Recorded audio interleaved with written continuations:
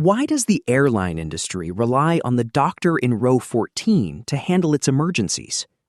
A request for a doctor over a plane's intercom happens more often than the average traveler might guess, roughly once every 200 flights. Writing on 13 July 2026, Sriman Swarup points out that this isn't just a series of lucky coincidences, but a built-in part of the business.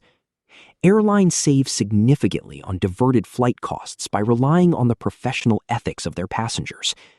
A multi-billion-dollar industry has quietly turned spontaneous altruism into a free, invisible utility that keeps its planes in the air.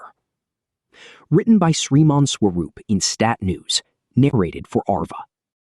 On 3 of my last 7 flights, a request came over the cabin speakers. Is there a doctor on board? Like many physicians, I responded automatically. What struck me afterward was not the frequency of those requests, but how unremarkable the whole process seemed, to the crew, to other passengers, and eventually to me. None of the patients were in cardiac arrest. The complaints were the kind that fill any urgent care waiting room on a Tuesday afternoon. Dizziness, nausea, feeling faint, generalized malaise.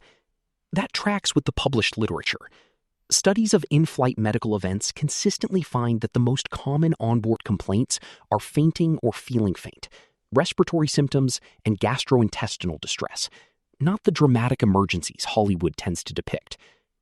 A landmark study in the New England Journal of Medicine that examined 11,920 in-flight emergency calls found that physician passengers provided medical assistance in 48% of all cases, and that the aircraft was diverted in just 7%.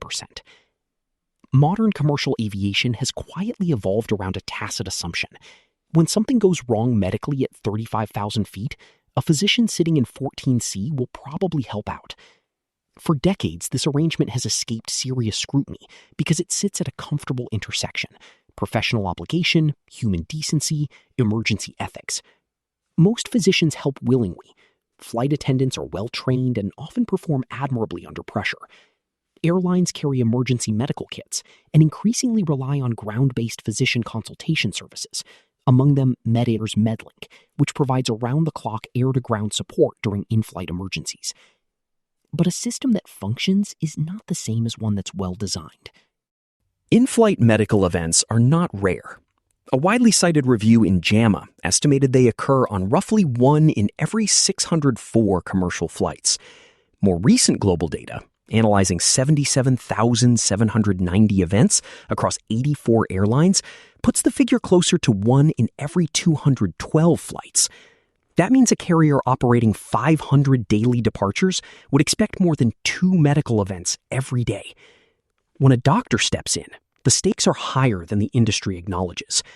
The global dataset found that physician volunteers were associated with significantly higher odds of aircraft diversion, particularly in neurologic and cardiovascular emergencies.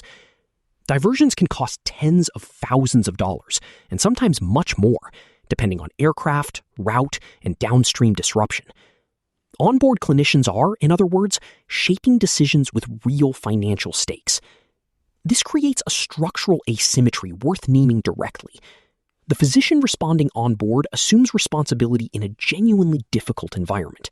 No patient history, no diagnostics, no privacy, limited equipment, and frequently an audience of 200 people watching from their seats.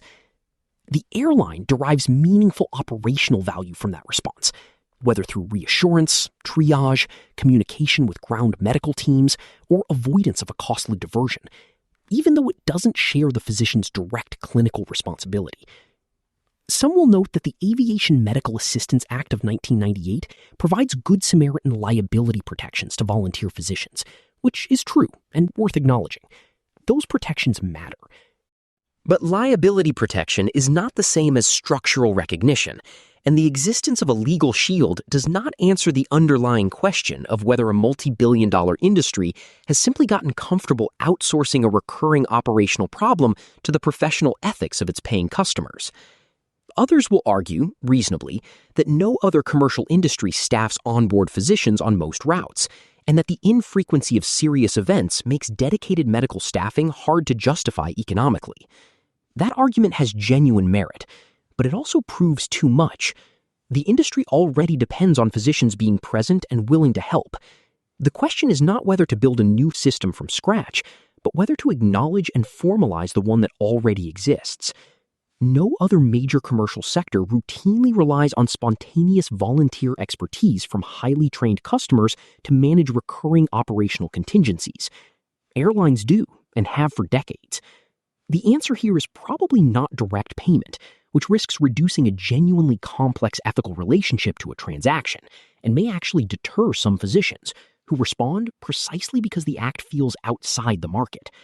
But there is considerable space between payment and the current arrangement, which offers nothing. Airlines and regulators could consider physician volunteer registries linked to booking systems, modest travel credits, expanded telemedicine triage before cabin-wide announcements, standardized thresholds for lower acuity complaints, and clearer disclosure of liability protections at the point of response. None of these would replace physician altruism. They would simply stop pretending it isn't being relied upon. That distinction matters more than it might appear. Societies normalize uncompensated labor most effectively when the professionals involved feel ethically unable to refuse. Medicine is unusually vulnerable to this dynamic because it is both a profession and, for many who enter it, something closer to a vocation. Over time, voluntary acts that emerge from genuine emergencies can quietly become embedded institutional expectations, and then, eventually, invisible ones. Most physicians will keep answering those calls. As passenger volumes grow, travelers become medically more complex, and airlines build out increasingly sophisticated in-flight response infrastructure, it is worth asking whether physician expertise on board commercial aircraft is still being treated as extraordinary volunteerism, or whether it has simply become a utility the industry now expects for free. Dr. Sriman Swarup is a hematologist-oncologist in Arizona and founder of OncoNexus, a health technology company focused on supporting community oncology practices. His writing explores the intersection of medicine, healthcare systems, and professional ethics.